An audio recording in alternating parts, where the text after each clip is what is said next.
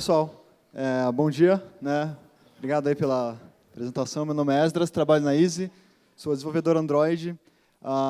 E vou falar um pouco para vocês dos desafios que nós enfrentamos, tanto da parte técnica como da parte de negócio, né? Para a gente ter um aplicativo global, uma plataforma global. Bom, a gente tem uma agenda, eu vou tentar seguir esses itens com vocês, beleza? Bom, falar um pouco da motivação, né? Uma vez que você está no mercado, uma vez que você tem um aplicativo, você tem boas reviews na Play Store, os seus usuários gostam do seu aplicativo, é um aplicativo que já está estável, né, então não tem tantos crashes, não tem tantos bugs, né, é um aplicativo mais maduro. Né, o que é interessante, por que a gente vai para outro país, né, para outro mercado? Bom, tem muitos motivos, né, para a gente fazer isso, várias ideias. Eu vou trazer duas para vocês, que é um pouco do que a Easy tem também, como missão, meta. A ideia é fornecer um melhor serviço possível. Né? A gente parte de uma startup, a gente cria um produto, então a gente fica inteirando sobre isso, e ele chega num ponto bem estável, então a gente quer expandir para outros mercados. A gente quer prover que outros usuários também tenham a facilidade do que a gente já oferece no Brasil, né, no seu país de origem. E, além disso, você também pode pensar, pô, eu criei uma plataforma de e-learning, de educação remota para um determinado país no Sudeste Asiático. Então, você cria uma plataforma, você cria um aplicativo para ser usado em um determinado país. Né? Então, você tenta melhorar o mundo ao redor. Né? Então, E, obviamente, né, a gente também quer, se você pensa como um empreendedor, você quer ganhar dinheiro, você quer aumentar a sua receita. Né? Então, são essas ideias. Mas, também tem muito desafio. Né? Eu acredito que o primeiro que vocês já devem ter pensado é a questão do idioma. Né? Não sei quantos trabalharam com aplicativos que operam em outros países. Alguém pode levantar a mão se alguém já trabalha? Legal, tem uma galerinha aí. Boa. Então, o idioma ele é o mais trivial, digamos assim, que você tem que lidar, mas não é o único. Né? Então, eu vou falar um pouco dos desafios de negócio e os desafios técnicos que eu enfrento lá no dia a dia. Bom, o primeiro desafio é a questão do idioma, né, e a cultura. Então, o seu aplicativo, você tem que pensar ele de uma forma bem flexível. Né? Por exemplo, em Bogotá, na Colômbia, para você pedir um táxi lá, você tem que falar para o taxista que você vai dar uma gorjeta para ele, senão ele não vai te buscar. Entendeu? Por mais que você vai fazer uma viagem longa, se você não dar uma gorjeta, ele vai ignorar o seu pedido. Né? Então, a cultura local ela é muito importante. E o seu aplicativo tem que refletir essa cultura. Certo? O seu aplicativo tem que ser moldável para aceitar a cultura local, que geralmente é bem diferente da do Brasil. Né? Não pense que o brasileiro consegue dar um jeito em tudo. Né? Você tem que entender muito bem da cultura para entrar no país, para não ter dificuldades de se manter lá. Né? A Easy atualmente opera em 15 países, então cada país é diferente, cada país tem corner case que a gente tem que tratar como desenvolvedor, como cara de produto, beleza? Tem a legislação também. Então, por exemplo, no Brasil, toda cidade você tem um taxímetro, toda cidade você tem a legislação que legaliza o seu aplicativo, o seu produto. Em determinados países não existe essa legalização, ou uma legalização bem simples. Né? Por exemplo, em Lima, não existe taxímetro. Né? Na verdade, em Lima, você tem um preço de um bairro até o outro. Né? Então, lá, como que meu aplicativo vai lidar com isso? Meu aplicativo ele vai ter um taxímetro interno? Meu aplicativo vai permitir que ele insira o valor manualmente? Né? Como que eu vou lidar com essa dificuldade local? Né? Regras de endereçamento. Regras de endereçamento, no caso da Easy, é bem interessante porque todo país também tem uma regra diferente. Né? Aqui, por exemplo, também em Bogotá, a gente tem o Pinta aqui, né? Então eu estou na Cali 75, e depois da Cali a gente tem uma coisa bem estranha ali, é um hashtag 75D-31. Lá é assim que funciona o sistema de endereçamento deles. Então a gente tem que, o meu app, mais uma vez, ele tem que ser flexível para pegar essa regra e como que eu vou lidar com isso, né? Como desenvolvedor eu vou tratar esse ponto.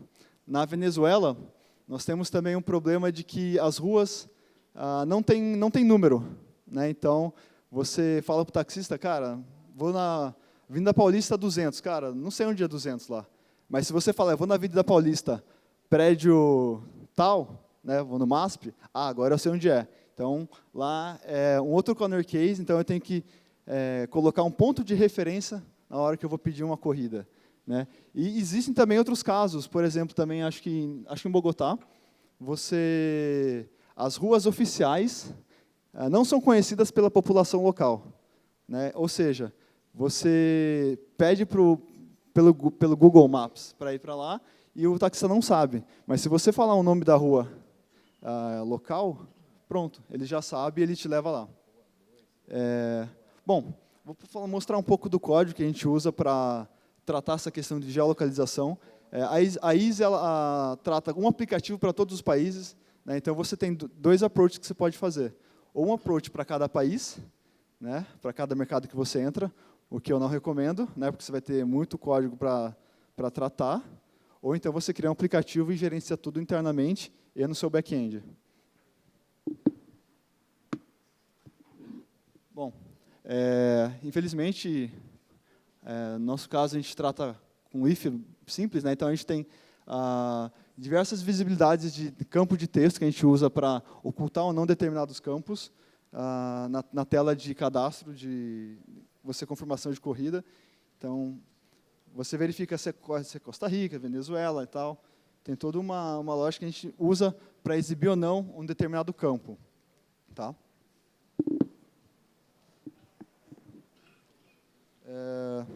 Bom, além disso, tem a questão da escalabilidade. O seu aplicativo ele tem que...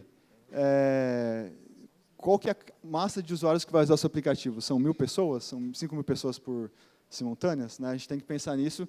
E o seu back-end tem que suportar isso. Né? Então, e o seu aplicativo, caso o seu back-end não suporte, também tem um fallback para não crashar ou para não deixar o usuário na mão. Né? Alguma mensagem de erro tem que surgir. E, por fim, a concorrência. Né? Então, você entra no mercado que você acredita que você tem potencial de ganhar o seu público-alvo, mas tem um concorrente que entrou um ou 2 anos atrás e as pessoas, você pode até prover um app melhor, mas o seu concorrente já é conhecido, entendeu? Então, como você tem toda a questão de marketing, de como lidar com isso, né? Bom, vou falar um pouco do desafio técnico da linguagem. A reação do usuário ela é muito importante quando você baixa um aplicativo. Eu não sei, por exemplo, quem sabe chinês aqui, mas se você baixar um aplicativo que só tem em chinês, cara, você não vai usar o aplicativo por melhor que ele seja, por mais valor agregado que ele traga para você, né, você simplesmente vai desinstalar. Né? Então, é muito importante para o seu público-alvo ele sentir que o seu aplicativo foi feito para ele. Né? Então, por mais que você atenda vários países, né, o seu aplicativo tem que ser simples e ele tem que se sentir confortável ao usar ele. Beleza? Então, a reação do usuário é muito importante. E, por isso, a gente precisa traduzir o app. Né? Então, vou falar um pouco da tradução do Android, como que ele lida com isso. Né? O primeiro ponto, como bons desenvolvedores, nós sempre colocamos todas as mensagens de texto, de alertas, de dialogues, enfim, todos os labels do aplicativo. O ideal é a gente sempre colocar dentro do arquivo string.xml, certo? Justamente para quê? Para facilitar a manutenção do código, obviamente, e também isso ajuda muito na questão da tradução. Né? O Android ele lida com algo chamado qualificadores, que são, hoje, o mais comum são qualificadores de tamanho de asset. Então, você tem XHDPI, MDPI, né, que são tamanhos de tela, da resolução da tela. Então, nós temos qualificadores também para strings. A gente cria values.ar, values.es, pt, etc. Justamente, o Android ele pega o seu idioma do seu celular e ele usa as strings desse qualificador que você criou. Caso alguém instale o app e não tenha o qualificador do idioma dele, ele vai usar o default. Né? Existe também, você pode fazer a separação por país. Né? Aí depende muito do seu mercado, se você quer usar português de Portugal, português do Brasil, etc. Né? Então, depende muito do seu produto em si. Além disso, é importante a questão do negócio. Então, você pode fornecer algumas funcionalidades que funcionam no Brasil, mas ainda não funciona em determinado país. Então, você precisa verificar, né, e validar antes de mostrar uma certa funcionalidade, uma certa tela nova, por exemplo. Por quê? Porque precisa de adaptação, precisa ver se aquela tela faz sentido para aquele mercado. Né? Como exemplo, cadastro de motorista, de taxista. Né? No Brasil, você tem uma pancada de documento, e no Peru são outros documentos, são outros formatos. Tá? E também a gente não coloca toda a lógica de negócio hard-coded, né, de país. Então, a gente recebe muita coisa também do back-end, de uma API, que ela, como o nosso app ele é muito flexível, de acordo com a área que ele está, de acordo com a região, então eu consigo pegar, por exemplo, a moeda, a pontuação, né, então tem país que é vírgula, o decimal, tem país que é ponto, etc. E vou mostrar um pouco também como que a gente usa. Desculpa. Então, aqui tem 2 exemplos, né, das strings que nós usamos. Você tem espanhol e você tem também árabe, né, que a ISO dá suporte no Oriente Médio. Além disso, eu vou mostrar também para vocês um pouco como que a gente usa para pegar a localização no Android, né, uma forma um pouco mais desacoplada da tela. Tudo bem? No caso, a gente tem um serviço, né? Então a gente tem um serviço que consome o provider de localização do Google, né? do Android, desculpa, e a gente cria um headless fragment, que é um fragment sem layout. Então a gente pega esse fragment, ele faz o bind do serviço, e aí esse serviço rodando, ele começa a enviar eventos, né? A gente usa o Event Bus para fazer essa notificação. E, por fim, a gente usa na tela, né, a gente só faz o attach lá, do fragment. Então, a gente consegue controlar, por exemplo, o ciclo de vida da activity. Né, eu posso parar o serviço se a tela estiver desligada ou não. Isso é bem interessante, e você evita, assim, o consumo excessivo de bateria.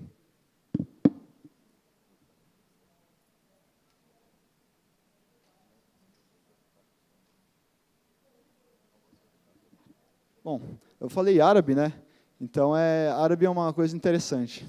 É um corner case bem bacana da Easy.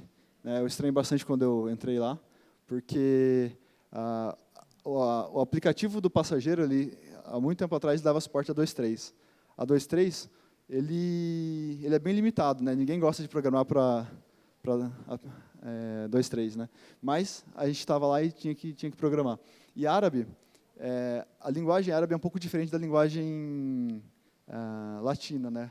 Ela direita para a esquerda, é um paradigma diferente.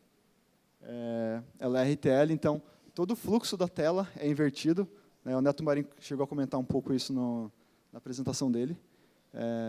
Então, como que eu vou lidar com isso? Tipo, eu vou ter que fazer um layout para cada tela, todo o meu app. Então, se meu app tem 10 telas, eu vou ter que fazer mais 10 telas para esse idioma, ou para quantos idiomas eu suportar nesse formato? Não é bem assim. Né? No caso, se você tiver 2.3, sim, você vai ter que fazer isso, mas a partir da API 17, o Android ele faz isso automaticamente para você. Né? Mas caso você dê suporte a versões antigas, você precisa tratar com isso. Então, no caso, é a mesma forma com relação à tradução de strings. Né? Você tem que criar qualificadores para o idioma que você quer dar suporte. Né? E você também pode definir um layout genérico, LDTR, né? Então, que é também um qualificador. É interessante essa questão dos qualificadores de layout, porque você pode pensar em diferentes approaches para cada país. Né? Então, você tem uma tela de confirmação de endereço diferente para cada país, né? Você pode usar isso, mas você lembra que você tem uma activity só. Então, a sua activity ela continua gerenciando todos esses layouts. Né? Ela tem que conseguir gerenciar certinho. Bom, aqui a gente tem um exemplo da tela normal, né, o padrão, e a tela em árabe. Eu não sei se vocês conseguem enxergar, mas está tudo invertido. Né? Então, a seta de próximo está ao contrário, a numeração das etapas também está ao contrário. Por quê? Porque eles entendem assim. Né? É a cultura do país que a gente entra. Bom, além disso, também vou falar de uma ferramenta que nós usamos, que é muito útil, né, uma mão na roda para a gente, é o PhraseApp. O PhraseApp ele é uma plataforma web que tira do desenvolvedor a responsabilidade de ficar alterando manualmente o valor das strings, né? Então, você cria apenas a chave, né, aqui da string, e você dá para a sua equipe de produto, sua equipe de marketing, para traduzir, atualizar a tradução, né? É importante, se você vai operar em outros países, se você tem uma equipe local, eles podem te ajudar a achar a melhor tradução, né? E lembrando, como a gente quer que o usuário se sinta à vontade, nunca use tradução do Google Tradutor, entendeu? Tipo, é meio porca, assim. Então, sempre procure. Essa ferramenta ela tem uma tradução pessoas que fazem mesmo, tem nativos que traduzem, né? É colaborativo, então você permite que o seu gestor do país tal consiga editar. Tem histórico de alteração para saber quem fez a alteração ou não, né? E tem plugin com o Android Studio que é fantástico. Você já clica no botão, ele já atualiza todas as strings e todos os seus bloqueios, né? Aqui está a tela. Então você tem a descrição, o detalhe, quando foi alterado, etc. e tal. Bom, aqui está a referência da documentação do Android. Ela é muito mais rica, tem muito mais informação, né? Isso foi só uma introdução que a gente tem no dia a dia. O link do PhraseApp também. Bom, dúvidas?